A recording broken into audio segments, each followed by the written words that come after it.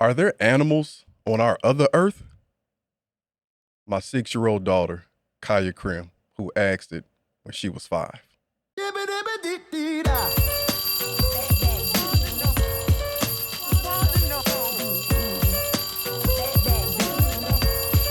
Hey, what's up, y'all? Welcome to another episode of the Crim's Class Podcast. I am your host, Mr. Ernest Crim III, and I have a special edition for y'all today.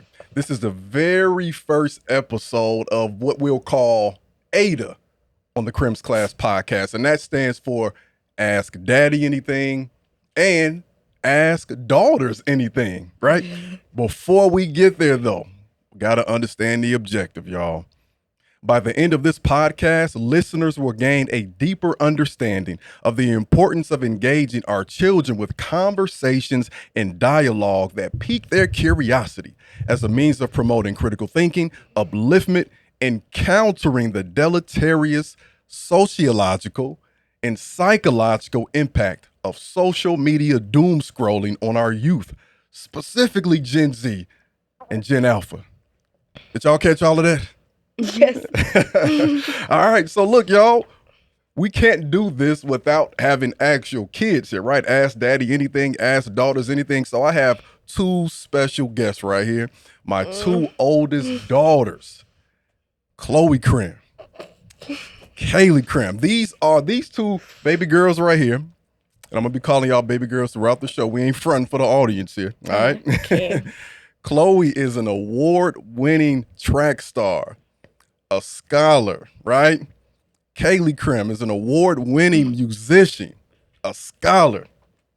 And they're also teenagers and a preteen. So we have some really interesting conversations. So I can't wait to really dig into this. But before we get there, y'all, I got to ask you, how are you all feeling today on a scale from 1 to 10? Caylee, we're going to start with you. A 9. 9, that's good. Is there any particular reason why you're at a 9? Well, because, I'm on this show, and, I'm on summer break, and that's always fun. Yeah, I like that. All right, Miss Chloe Crim, how are you on a scale from 1 to 10? Also a 9 because I'm just chilling. Yeah, just chilling. I'm going to go ahead and echo that. I'm going to say I'm a 9 too. You know, it's getting a summer break, like y'all said. It's feeling real good out here. It ain't really feeling like the Chicago area weather we normally have. It's nice, it's humid, and I'm catching up on my sleep, so that always feels good too.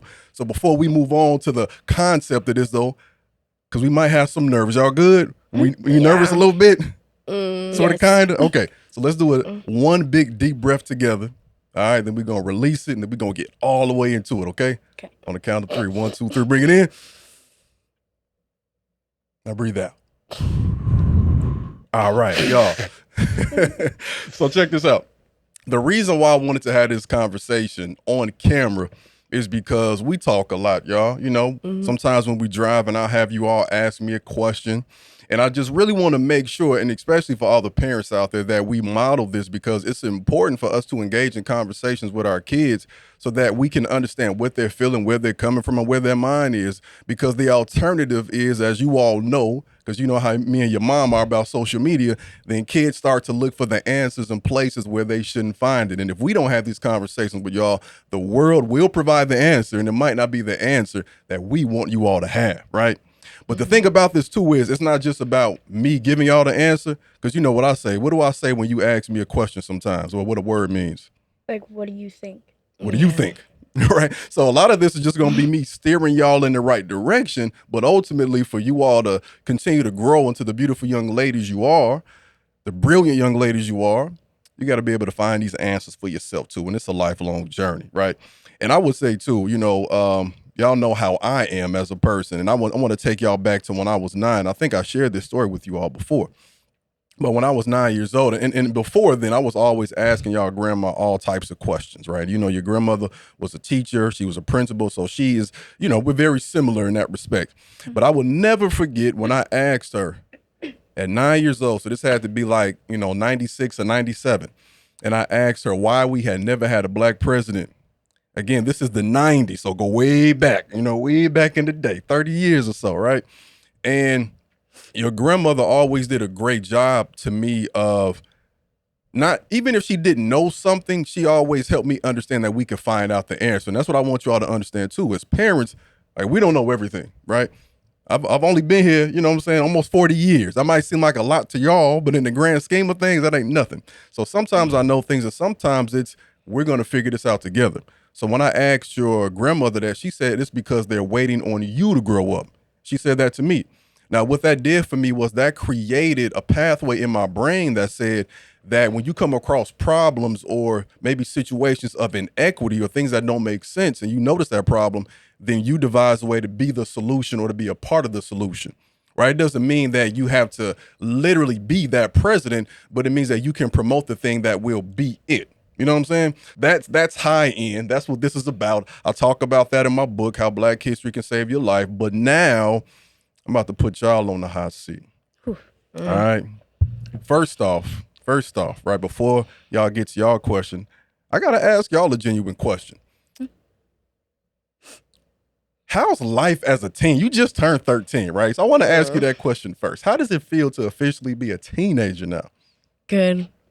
Why? I mean, because I need y'all to understand this. From the time she turned 10, she was looking to be a teenager. Like this girl set a an alarm. You had an alarm on your tablet when you were 10 that would go off in the morning. All this true story. And it would say, I'm 11 years old. No, it would say, 10. I'm 10 years old. So before you even turned 10, right, it was like, I am 10 years old. So you were speaking it into existence, right? You was speaking, and then as soon as you turned 10, you was like, I'm a preteen now. Like, I ain't never heard nobody say they a preteen at 10. But you said that. So, in a short amount of time, you've been a teenager as of this recording. Any revelations that you would like to share? Has anything just come to mind that you feel like is just worth sharing with this audience? What is revelations? That's an honest question, and what I say, right? When you ask me that question, I'm gonna say, what do you think? You think? I don't know. So what's the root of revelation? Revelation. Mm-hmm. So has anything been revealed to you? Have you had any different thoughts, processes than you had when you were 10 or 11? No. Okay. So far just the same? Yeah. Just kind of smooth? Okay. All right. So Caylee, preteen, 11. Yeah. You're 11, what about you? How does it feel moving through this preteen phase? I don't really know. I think it's just like regular. It's regular? Yeah. Okay. It's regular. All right. I'm just excited to turn 11, Excited. Okay, so now I'm gonna give y'all an opportunity. This is, again, ask dad anything, ask daughters anything. This is Ada, essentially. And even for folks who were listening to the beginning all the way through, I opened this with a quote from y'all younger sister who always asks these like hilarious questions, and I got like a list of them. And one of those recent questions was, are there animals on our other earth, right? I'm like, how does she think? I don't know, but that's a very good question to think about, right? But I want to give y'all an opportunity now. Let's start with Chloe. Ask daddy anything. So at my school, there's like a lot of fights. So I was wondering if you had ever gotten into like a fight, and what's your like most memorable one during school? Oh no. Most memorable. Well, first off, why do you think? So are there more fights in middle school than any other period of your schooling so far? Yeah, because compared to my elementary school, there was not a lot of fights or any, to be honest, that I've noticed. Why do you think that is? I don't know. I think people are just growing up and like going through a lot of emotions. So you do know. I guess, yeah. And you're figuring it out, right? You see, y'all see how I just flipped the script. She asked me a question, I put it right back on her. That's what you do, parents. That's what you do. No, but that's a great question. So I'm gonna answer this as best as I can, right? A lot of people know me as the educator, the teacher, the Emmy-nominated producer, all these different things. Y'all know me as daddy. But when I was growing up, I used to scrap a lot. Yeah, I used to fight a lot. And I think that's an important lesson for anybody that's paying attention now, watching this, listening to this. When I asked your grandma that question at 9 years old, I was still that child who fought a lot. But your grandmother did not see me as a child who was just going to be getting in trouble my whole life. She saw me as somebody who was very intelligent and had a lot of energy, but I just didn't know how to express it at the time. So you're right. In middle school, you're growing. You and your peers are going through a lot of different emotions. And usually especially if it's not just simply self-defense and people are just initiating a fight because somebody made them feel bad, it might be because they might feel embarrassed, right? They might feel like they have to protect their pride, their identity, or what they think is their identity. But also, too, they don't probably know how to process their emotions and express it as an outlet. I remember, Caylee, one day you were getting frustrated with some of your work, right? And remember, I took you downstairs and we went to the bag. I said, if you feel stressed and you feel anxious, that's okay. Like, that's a human emotion. We don't want to avoid those things. We want to observe them as they come to us and feel and understand how to process them and use those emotions so they don't use us. Okay. And what did I have you do? You had me like put on the boxing gloves and like punch the bag and stuff until I got all my anger out. Boom. That's it, right? Because if we don't find ways to practically do that, then it becomes we find a person. We don't want to find a person unless you are, like I told you last week, unless you're doing some mixed martial arts, on TV, Ronda Rousey or something like that, Layla Ali, right? Again, the difference between a boxer and a street fighter is like you're getting paid for what you do, and you're a professional, and you know how to control it in your discipline. But growing up, we don't know that. We don't know how to go through those emotions properly. So as the youngest one, your auntie's older than me. I was always the youngest one in my neighborhood.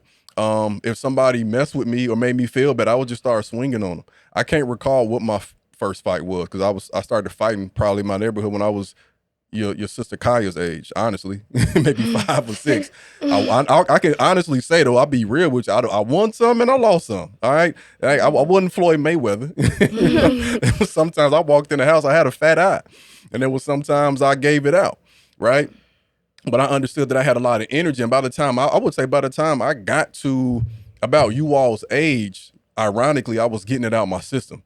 So when you have peers who are fighting a lot now, by the time I got to middle school, 6th, 7th, and 8th, I was kind of done with it. It was just like basketball and whatever else. That was my outlet, But I will share my most memorable fight with you. Okay. And this is a lesson. It's memorable for all the wrong reasons. And it's memorable also because it happened the same grade, the same year when I asked your grandmother that thought-provoking question. Okay. I fought a grown man when I was about 9. It's a bus driver. I do not recommend ever doing this. My parents taught me better than this, but I did it anyway. Here's what happened. All right. So we used to ride the school bus home. I went to a school that was, relatively far from my house. Me and my friends were bused there. So in order to pass the time, we would play with toys often. Sometimes we would play with these Hot Wheel cars. Y'all know the Hot Wheels cars, right? Yeah. So we would put the Hot Wheels cars on the ridges. We were very creative, okay? So the middle aisle, we put them on the middle aisle. And here's how it worked. When the bus driver drove off, the cars moved forward, right? Okay. So we want to see whose car is going to get down to the front the furthest. Wait, that's see? cool. You see what I'm saying? Don't do that, though. But it's very dangerous because, why do you think that's a dangerous thing to do? Because the bus driver is trying to focus and like drive, and then the mirror thing he sees the cars just driving. But also let's take it to another level. What could those cars potentially do? Is there a barrier between that aisle and where the bus driver is? No, so it could like drive into him. What if it goes under the pedal? While the bus driver is driving, or what if it's moving and somebody gets up, right, and they slip on it? So it's not a good thing to do. The bus driver told me and my friend to put the toys up, and my friend, he put the cars up. He put the toys up, but I kept mine out. I wasn't putting it up. The bus driver came and he grabbed the toys that I had. I was really mad. I was furious. Mhm. All right. You don't touch my toys unless you're my mom or my daddy. You don't touch my toys. That made me feel a certain way because I was like, one thing about me growing up, I did not leave the house without a toy. Mhm. It would be an action figure, car, something, because I needed, for me, that was my imagination. I could pretend I was anything wherever I was. When I was in church growing up, I'm in the pew playing with Superman and Batman and Spider-Man, all these things. So for me, that was my property. I felt like I went to the store and bought it and paid for it myself. So that bus driver took it. Oh, I was heated. Hmm. So we get to our stop and we're walking and getting off the bus. And again, my sister, you know, your auntie, she's 4 years older. She gets off the bus first. I'm behind her. And as I approach the bus driver, and this guy he's a heavy set guy. He, you know, had a ponytail, kind of bald up top. Never forget him. And I looked at him with my little 9-year-old butt like I was just really swollen and cut. And I said, give me my toy back. I told him, give me my toy back. And he was like, no, not until I, you know, talk to your parent or whatever. And you're not getting the toy back. So I was just like, you know, give me my toy back. I just kept like, I was demanding it. And when I would get mad, I would do this. I would do some deep breathing, but it wasn't to relax myself. I ain't like this stuff y'all do and we know about now, the mindfulness. We didn't have that. Like we didn't know about it. It just wasn't taught. We didn't have social, emotional learning. No, it was you do something bad, you're getting detention or you're getting suspended or whatever, right? So I'm deep breathing, but it's because I'm mad. And he says no again. So I just start swinging on him. Start swinging on this dude. This grown man. I start swinging on him like just wild. And it's all bouncing off. Like it probably was like just little touches to him. It probably didn't feel like nothing. But I felt like I was hurting this man because he took my toys. True story. I don't remember how I got off the bus at that point. It was kind of blacked out. Maybe my sister grabbed me. But I do recall that I got in trouble at home. I do recall that I wasn't allowed to get on the bus for a little bit. But I also know that, like, and to me, that could have been even grounds for maybe a long suspension or expulsion, and the school didn't do that, which, you know, and I was going to a majority white school. And that didn't happen. That didn't happen. But I share that story so that you understand again that same school year, I asked your grandmother that question.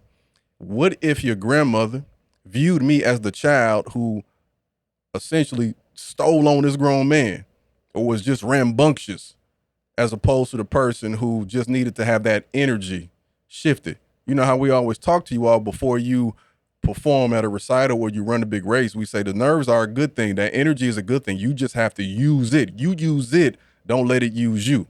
So now the passion I have now, we talking again, 30 some odd years later, I have that same energy. I'm still a fighter, Yeah. but you ain't never seen your dad pummel somebody, right? That's why I go to the gym. I pummel the weights. That's why I do this to express. That's why I write. That's why I read. That's why I work out, you know? That's why I speak, because there's still frustration. There's still anger, especially the state of the world right now. But I teach it and express it. So you have to find the thing that helps you put that out. And that's not to say that you don't sometimes fall short of that.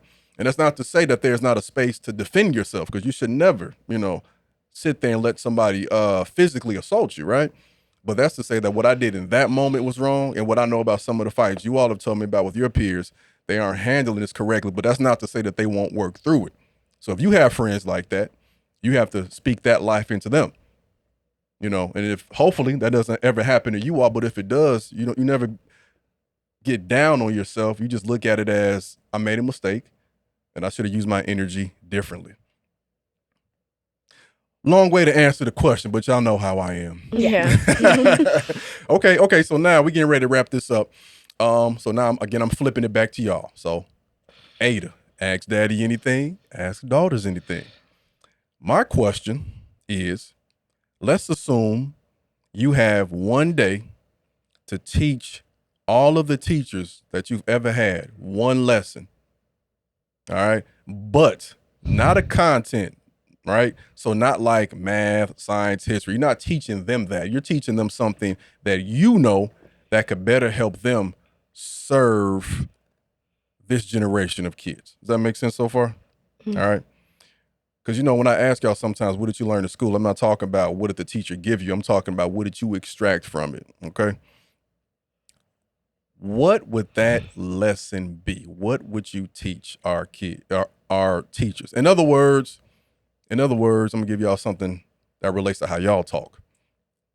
What would it take to be a goated teacher and not a mid teacher? Okay, see, okay, for the people watching, they face lit up.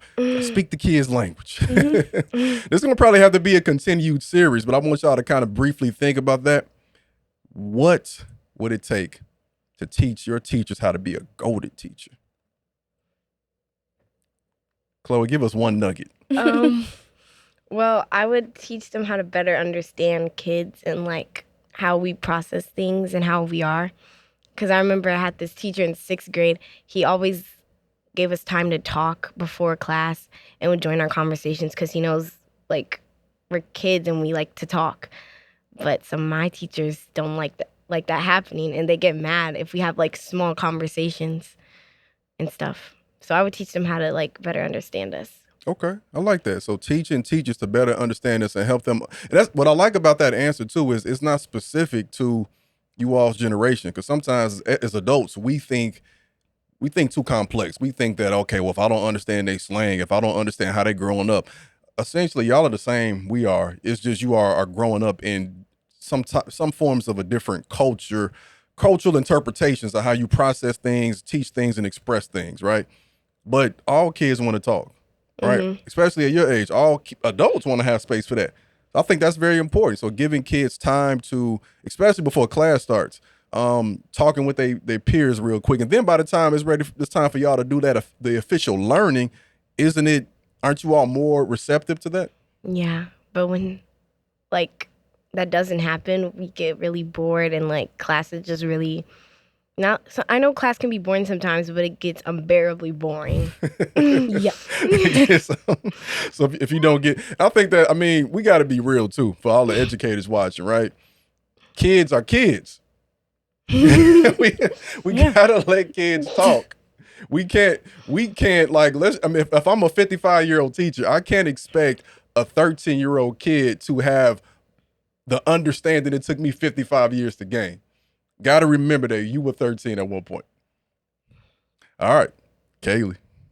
Kind of similar to what Chloe said. Like, sometimes, like, people, like, have side conversations, like, before class starts or even, like, during class. Because, like, just sometimes, like, you get bored.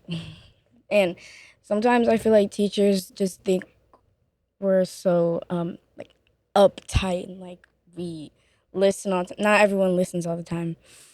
They sometimes just have to sympathize with us and, like, understand, like, we sometimes, like, we just understand what you're teaching, and, like, sometimes it's just like, okay. And also, Hey, what does that mean right I there? don't know. Sometimes it's like, okay, what does that mean? Sometimes, like, I just mean, like, boredom.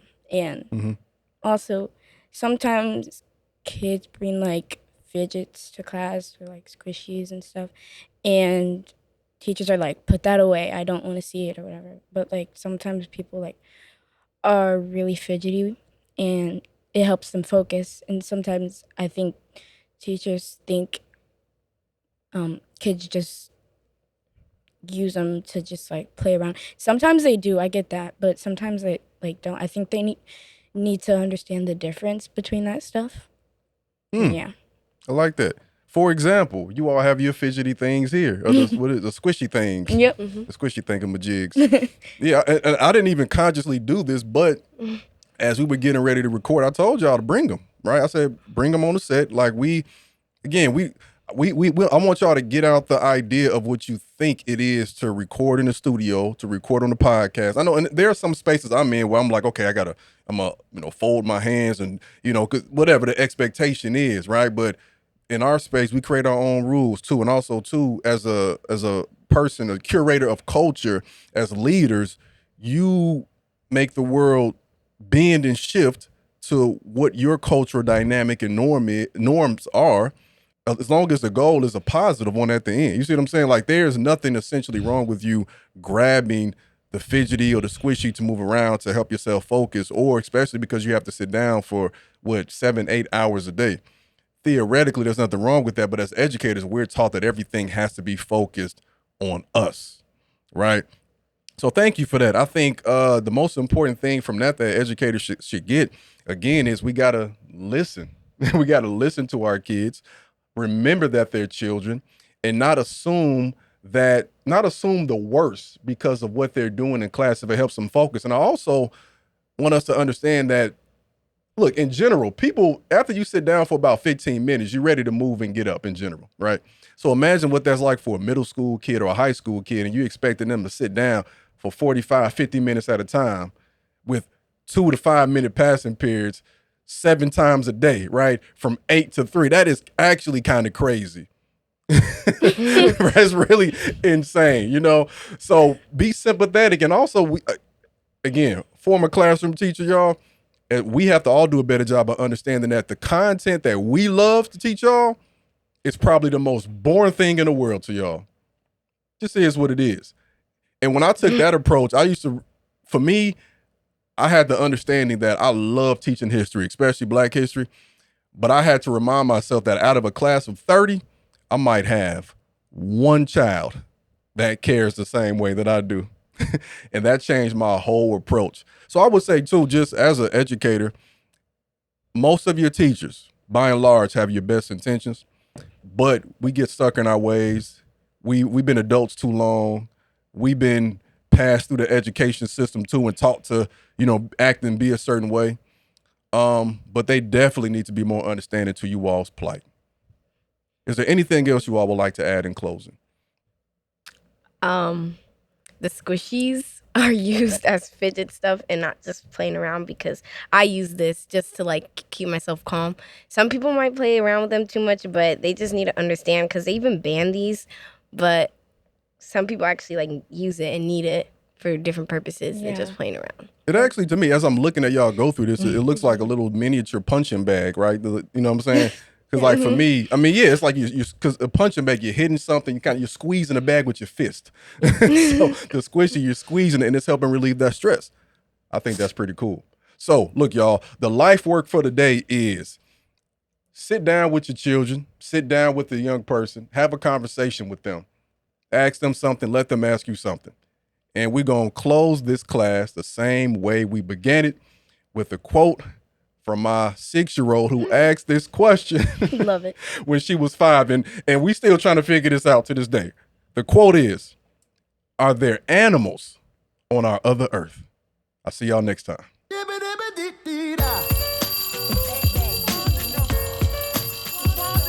we done? Right? Yeah. That was good.